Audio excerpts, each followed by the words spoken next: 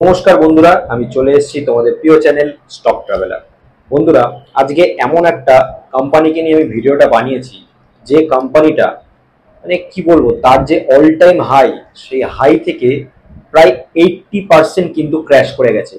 মানে এই যে সেপ্টেম্বর থেকে এখনো পর্যন্ত মার্চ মাস পর্যন্ত এই যে টানা 6 মাস যে কারেকশন মুভ চলছে মানে আমাদের শেয়ার মার্কেটে, সেইটা তো চলছেই। একটা প্রেশার ছিল তার তার পাশাপাশি কোম্পানিতে এমন কিছু খারাপ খবর এসছে, সেই খারাপ খবরের জন্য কোম্পানি 80% ক্র্যাশ করে গেছে। মানে যারা ভাবো সেই মানে টপে যারা কিনেছে, মানে অল টাইম হাই ছিল প্রায় 1100 টাকার কাছাকাছি স্টকের প্রাইস, আজকে সেই স্টকটার প্রাইস চলছে 250 টাকার কাছাকাছি। মানে যারা ওই 1000 900 এইসব লেভেলে যারা কিনেছিল তাদের আজকে অবস্থা ভাবো, জাস্ট কি অবস্থা তাদের। তো কেন এই কোম্পানিটাতে আজকে এরকম অবস্থা? একটা মাল্টি ব্যাগার কোম্পানি, যে একটা সময় তার ইনভেস্টরদের 1 বছরে টাকা 4-5 গুণ করে দিয়েছে। এবং কোম্পানিটা এরকমও নয় যে কোনো উল্টোপাল্টা সেগমেন্টের কোম্পানি, মানে ঘিসাপিটা কোনো সেক্টর নিয়ে কাজ করে, সেরকমও নয়। কোম্পানি কিন্তু সোলার এনার্জি ইপিসি সেক্টর নিয়ে কাজ করে, মানে তার রেভিনিউ, তার যে সেল, সেটা কিন্তু এই সোলার এনার্জি সেক্টর থেকে কিন্তু আসে। এছাড়া তার আরো কিছু কিছু বিজনেস আছে। ইলেকট্রিক যে কার আছে, তার যে অ্যাপসের মাধ্যমে গাড়ি চলে, সব থেকে পুরনো ইলেকট্রিক কার মানে অ্যাপস চালনা করতো এই কোম্পানির ফিউচারে এরকমও প্ল্যানিং আছে যে 100% ইলেকট্রিক ভেহিকেল ফোকাস করবে কোম্পানিটা, লাইক 2 হুইলার 3 হুইলার এবং বাস, এইসব মানে সেগমেন্টগুলোতে। কোম্পানি ইলেকট্রিক ভেহিকেল ম্যানুফ্যাকচারিং এর জন্য প্রায় 228 কোটি টাকা ইনভেস্টমেন্ট করে পুনের যে চাক্কান বলে জায়গা আছে সেখানে একটা হাব খুলেছে, এবং সেখান থেকে বছরে 30,000 ভেহিকেলস এর একটা প্রোডাকশনের জন্য প্ল্যানিং ছিল কোম্পানির, আছে এখনো পর্যন্ত। এছাড়া কোম্পানি গ্রিন হাইড্রোজেন সেক্টর নিয়ে তার প্ল্যানিং আছে ইন ফিউচার। হচ্ছে গ্রিন হাইড্রোজেন তৈরি করার জন্য যে ইলেকট্রোলাইজার তৈরি হয়, সেটার প্ল্যান কিন্তু কোম্পানি অলরেডি একটা বানিয়েছে। তো কোম্পানিতে কি এমন হলো যে আজকে হঠাৎ এরকম? আমি তো সেই প্রশ্নে আসবো, কি হলো বা আমাদের কি করা উচিত যারা যারা ইনভেস্টমেন্ট করে নিয়েছে। কারণ এখানে রিটেল ইনভেস্টাররা কিন্তু হিউজ ভাবে কিন্তু ফেসে আছে বন্ধুরা। আমি যেটুকু তার যে পোর্টফোলিও আছে, ইনভেস্টার পোর্টফোলিও, সেখান থেকে কিন্তু আমি দেখে বুঝতে পারছি। একটা সময় ইনভেস্টার পোর্টফোলিওতে মুকুল আগরওয়ালের মতো বড় বড় ইনভেস্টাররাও এই কোম্পানিতে কিন্তু ইনভেস্ট করে গেছিল আজ থেকে প্রায় 3-4টে কোয়ার্টার আগে পর্যন্ত। তো হঠাৎ কেন এরকম হলো, এটাতে তো আমি আসবো। তার আগে কোম্পানির নাম তোমাদের সকলেরই জানার আছে, এবং আমার যে হেডলাইন বা আমার যে টাইটেল আছে সেখানেও তোমরা কোম্পানির নাম দেখে নিয়েছো অলরেডি। কোম্পানির নাম হচ্ছে বন্ধুরা জেনসল ইঞ্জিনিয়ারিং লিমিটেড। তো কোম্পানির আমি কারেন্ট যে সিনারিও বা ফান্ডামেন্টাল যেটা আছে সেটা আমি ছোট করে তোমাদেরকে আগে বলে নিই, তারপরে আমি ডিটেলসে যাব। কোম্পানি কারেন্ট মার্কেট ক্যাপিটাল বন্ধুরা কমতে কমতে কমতে আজকে পর্যন্ত দাঁড়িয়েছে 947 কোটি টাকায়। কোম্পানির অল টাইম হাই ছিল 1126 টাকা, সেখান থেকে আজকে দাম মাত্র 249 টাকায় কোম্পানি ট্রেড করছে। মানে তার অল টাইম হাই থেকে 80% কিন্তু এই শেয়ার ক্র্যাশ করেছে অলরেডি। জানি না, কারণ রেগুলারই যখনই মার্কেট খুলছে তখনই কিন্তু মানে লোয়ার সার্কিট দিয়ে খুলছে। তো স্টক উপরে যাওয়ার তো কোনো নামই নেই, রেগুলারই লোয়ার সার্কিট। তো যারা বিক্রিও করতে চাইছে তারাও তো বিক্রি করতে পারছে না, তো তারা খুব ভালোভাবে কিন্তু ফেসে আছে। কোম্পানি অনেকটাই ওভার ভ্যালু ছিল, সেই জায়গায় স্টক ক্র্যাশ করতে করতে তার পিটাই অনেকটাই আন্ডার ভ্যালু লেভেলে চলে গেছে। জানি না এই পিটা হয়তো মাইনাসেও চলে যেতে পারে, কারণ কি হবে এখনো কিছু বোঝা যাচ্ছে না। কোম্পানি কারেন্ট পি হচ্ছে 11 আর ইন্ডাস্ট্রি পি চলছে 30.8, মানে ইন্ডাস্ট্রি পি থেকে অনেকটাই লোয়ার লেভেলে কোম্পানি ট্রেড করছে। কোম্পানি আরওসি বন্ধুরা এখনো পর্যন্ত আছে 14.3%, আরওই আছে 20.1%, এবং সব থেকে যেটা চিন্তাজনক বিষয়, ডেপ্ট 1372 কোটি টাকা। এই কারণটার জন্যই কিন্তু কোম্পানি স্টকের প্রাইস আজকে 80% ক্র্যাশ করেছে। সিচুয়েশন শুরু হওয়ার আগে পর্যন্ত যদি 5 বছর আগে কেউ যদি এই কোম্পানিতে 1 লক্ষ টাকা ইনভেস্ট করে থাকতো, তার কিন্তু এই কোম্পানি 1 লক্ষ টাকাকে বানিয়ে দিয়েছে মানে ফেব্রুয়ারি মাসে 2024 পর্যন্ত 15 লক্ষ টাকা। তার আইপিও ছিল 2019 সালে, এবং আইপিওর যে প্রাইস ছিল মাত্র 83 টাকা করে পার শেয়ারের প্রাইস, এবং আইপিওর সাইজ ছিল মাত্র 17 কোটি টাকার কাছাকাছি। তো ছোট একটা মানে এসএমই সেগমেন্টের বিএসসি তে লিস্টেড ছিল, তারপরে পারফরমেন্স ভালো করতে করতে বিএসসি থেকে এনএসসি তে লিস্টেড হলো। তো আজকে কোম্পানিটা মানে কি বলবো, মাল্টিব্যাগার রিটার্ন দিয়েছিল, সেই জায়গা থেকে আজকে কোম্পানি একদম শেয়ার হোল্ডারদের অবস্থা তো পুরো টাইট। এবং আমি নিজে পার্সোনালি এই স্টকটাতে ইনভেস্টেড ছিলাম। তো মোটামুটি আমারও যখন ওই মোটামুটি 30 থেকে 35% মতো আমার লস হয়েছিল, তখনই আমি বুঝে গিয়েছিলাম যে এখানে কিছু একটা বড় কিছু ব্যাপার হচ্ছে।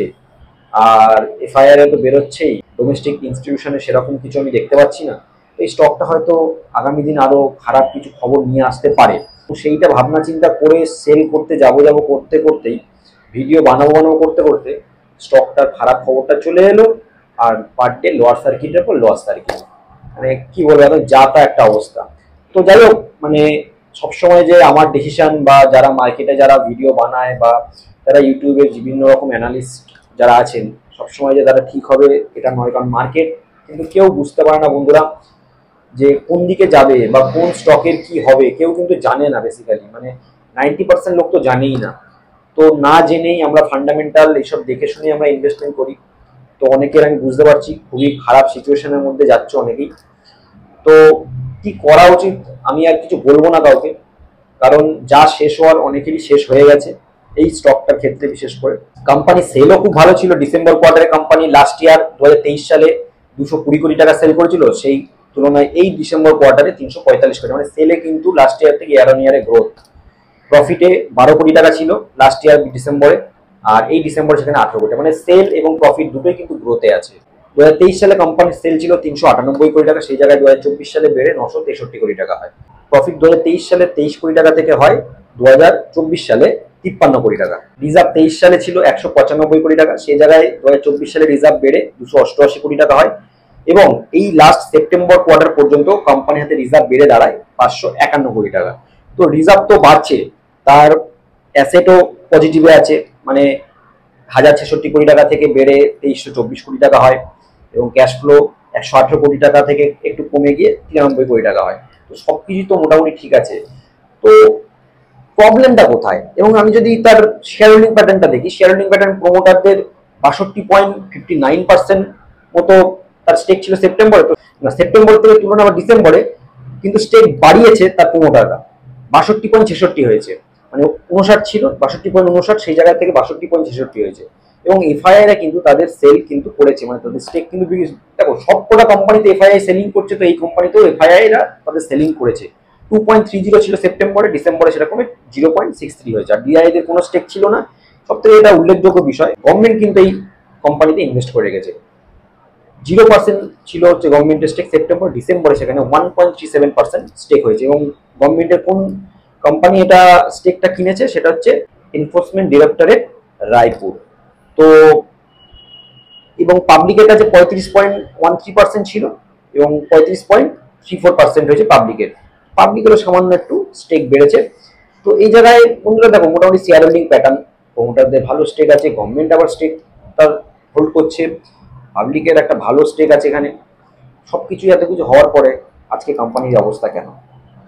মেন যেটা প্রবলেম হচ্ছে বন্ধুরা, কোম্পানির যে ডেপ্ট ডেপ্ট আছে বন্ধুরা 1372 কোটি টাকা। আর কোম্পানি কারেন্ট মার্কেট ক্যাপিটাল হয়ে গেছে প্রায় 1000 কোটি টাকারও নিচে, মানে 900 কোটি টাকার কাছাকাছি চলে এসছে। এবং কোম্পানির কাছে রিজার্ভ আছে সেপ্টেম্বর পর্যন্ত 551 কোটি টাকা। মানে রিজার্ভের টাকা দিলেও কিন্তু কোম্পানি ধার দেনা মানে মুক্ত হচ্ছে না। এবং কোম্পানির একটা সাবসিডিয়ারি কোম্পানি আছে, যে কোম্পানিটা অলরেডি একটা লোন ডিফল্ট করেছে। এরকমই আইসিআরএ একটা রিপোর্ট বার করেছে, লোন ডিফল্ট করার জন্য কিন্তু তার যে মানে রেটিং, মানে BBB রেটিং ছিল এই কোম্পানি জেনসন ইঞ্জিনিয়ারিং এর, সেই জায়গায় ডাউন করে একদম ডাইরেক্ট ডি করে দিয়েছে। মানে ডি করে দেওয়া মানে একদম মানে লোন রিপেমেন্ট করতে পারবেই না কোম্পানি কোনোদিনও, এইরকমই একটা আর কি ইশারা করেছে কোম্পানি। এবং এই রেটিং এজেন্সি শুধু আইসিআরএ নয়, কেয়ার বলে যে রেটিং এজেন্সি আছে তারাও সেম জিনিসটাই করেছে। তো যার ফলে কিন্তু কোম্পানি লাগাতার লোয়ার সার্কিটের পর লোয়ার সার্কিট। এবং সব থেকে যেটা প্রবলেম বন্ধুরা সেটা হচ্ছে কোম্পানির কাছে প্রায় 5000 কোটি টাকার কিন্তু অর্ডার বুক আছে। তো অর্ডার বুক দিয়ে কি হবে? যদি কোম্পানির কাছে সেই ক্যাপাসিটি না থাকে, কোম্পানির কাছে সেই পয়সা না থাকে, তাহলে কোম্পানি জিনিসটা তৈরি করবে কি করে? এটাই হচ্ছে মেন প্রবলেম, লিকুইডিটি প্রবলেম। মানে কোম্পানির কাছে ক্যাশ নেই, কোম্পানি একদম গলা অব্দি ধার দেনায় ডুবে, গলা কোথায় মাথার উপরে চলে গেছে ধার দেনা। তো এই হচ্ছে এখন সিচুয়েশন। তো যার জন্য কোম্পানি লোন রিপেমেন্ট করতে পারেনি। এবং কোম্পানি যে ম্যানেজমেন্ট, যিনি এই কোম্পানির যে মেন যে হেড মানে মালিক বলতে পারো, আনমোল সিং জগ্গি, তো ইনি আমি তো এনার একটা ইন্টারভিউ আমি দেখেছি, সেটা হচ্ছে মানে যে জি বিজনেস যে চ্যানেল আছে, সিএনবিসি বা জি বিজনেস, যখন এই পরপর লোয়ার সার্কিট বা লোয়ার, কারণ দেখো একটা এত সুন্দর কোম্পানিতে কাজ করছিল, হঠাৎ করে এরকম পার ডে লোয়ার সার্কিট 20%, তারপর 10%, এখন তো 5% লক হয়ে গেছে। হয়তো এরকম সিলসিলা থাকলে 2% এসে লক হয়ে যাবে সার্কিট লিমিট। তো এই হচ্ছে এখন কারেন্ট সিচুয়েশন। তো তার একটা ইন্টারভিউ আমি দেখেছি, সে তার ক্ল্যারিফিকেশন দিয়েছে এবং তারা অনেকগুলো স্টেপ নিয়েছে বন্ধুরা। যেমন হচ্ছে তার স্টক স্প্লিটের একটা ব্যাপার আছে, তার ফেস ভ্যালু 10, সেখান থেকে 1 হয়ে যাবে ফেস ভ্যালু, মানে যার কাছে 10খানা শেয়ার থাকবে সে কিন্তু স্টক স্প্লিটের পর 100খানা শেয়ারের মালিক হয়ে যাবে। তো এরকম যার কাছে 100 শেয়ার থাকবে তার সে 1000খানা শেয়ারের মালিক হয়ে যাবে। সেই অনুযায়ী সেই সময় যার শেয়ারের প্রাইস থাকবে সেরকমই শেয়ারের প্রাইস কিন্তু হয়ে যাবে, মানে এক্স ডেট যে ঘোষণা হবে সেই এক্স ডেটের পরে। তো এরকম একটা পদক্ষেপ নিয়েছে যাতে শেয়ারের প্রাইস আরো কমে গিয়ে কিছুটা লিকুইডেশন আসে। এবং তাদের যে ই মোবিলিটি যে কোম্পানিটা, সেই কোম্পানিটাকে বিক্রি করার তারা চিন্তা ভাবনা করেছে এবং বিভিন্ন বড় বড় কোম্পানির সাথে তারা কথাবার্তা চালাচ্ছে, বাট এখনো কোনো ফাইনালাইজেশন হয়নি যে কোন কোম্পানি এটাকে টেক ওভার করছে।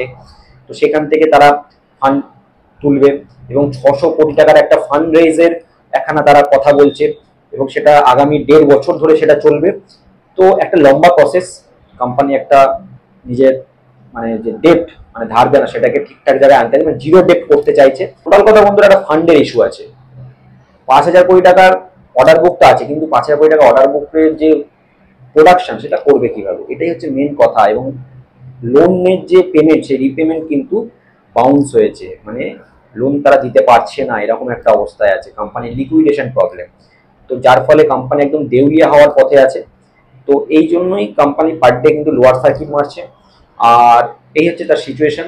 তো বন্ধুরা, তোমাদের কি মনে হয় কোম্পানি কি ফান্ডামেন্টাল তো খুবই স্ট্রং, তোমরা দেখতেই পাচ্ছ। এবং কোম্পানি আর একটা কথা বলে দিই, তার যে স্টেক আছে প্রমোটার স্টেক, সেখান থেকে হয়তো 2.5% তারা স্টেক সেল করছে এরকমই।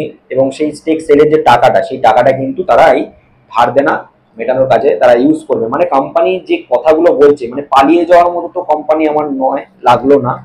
কারণ কোম্পানির সিএমডি আনমোল সিং জগবি তিনি নিজে এসে ইন্টারভিউতে এটা বলেছেন। তো সেই জায়গা থেকে একটু মানে যারা ইনভেস্টর তারা আশ্বাস পেলেও, বাট কারেন্ট সিচুয়েশনে কিন্তু মানে কি বলবো, ইনভেস্টরদের অবস্থা তো খুবই খারাপ। আর আমিও নিজেও এই কোম্পানিতে এসেছিলাম। তো যাই হোক, কি বলবো, সবই ভুল একটুখানি হয়ে গেছে, বাট এত সুন্দর ফান্ডামেন্টাল থাকার পরও কি করে বুঝবো যে এরকম একটা জিনিস হবে। তো যা কোম্পানির যে ম্যানেজমেন্ট তারা যেসব স্টেপগুলো নিচ্ছে, আই থিঙ্ক খুব তাড়াতাড়ি হয়তো একটা পজিটিভ কিছু হবে। বাট ওই আশা আশা দিয়ে তো আর শেয়ার মার্কেট চলে না, বা প্রেডিকশন দিয়েও শেয়ার মার্কেট চলে না। যেটা হবে মার্কেটে সেটা কেউ জানে না। মেন প্রবলেম লিকুইডেশনের, প্রায় 1400 কোটি টাকা ধার দেনা আছে বিভিন্ন ব্যাংকের সাথে। তো এই 1400 কোটি টাকা যদি একটা বড় ফান্ড চলে আসে, এমনি 600 কোটি টাকার একটা ফান্ড রেইজের একটা কথা বলেছে কোম্পানি, সেটা হবে।